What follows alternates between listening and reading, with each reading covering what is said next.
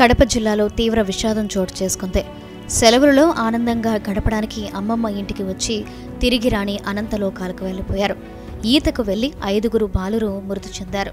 చెరువులో ఈతకు వెళ్లి గుంటలో ఇరుక్కొని బయటకు రాలేక ఊపిరి ఆడక ప్రాణాలు వదిలారు. అందరూ కలిసికట్టుగా ఒకే గుంటలో ఇరుక్కొని ప్రాణాలు వదిలారు.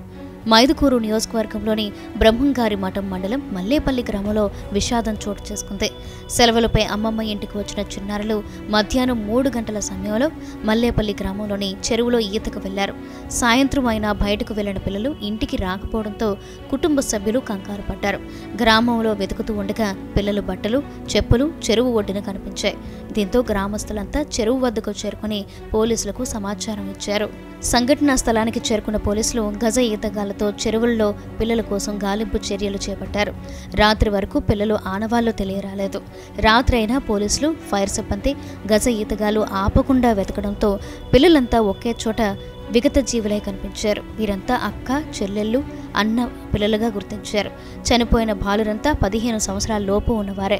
ఇందులో ఆళ్లగడ్డకు చెందిన చరణ్, పార్తు ఇద్దరు అన్నదమ్ములు, ఒకే తల్లి పిల్లలు. వీరిద్దరూ చనిపోవడంతో ఆ కుటుంబం మరింత శోక సంద్రంలో మునిగిపోయింది.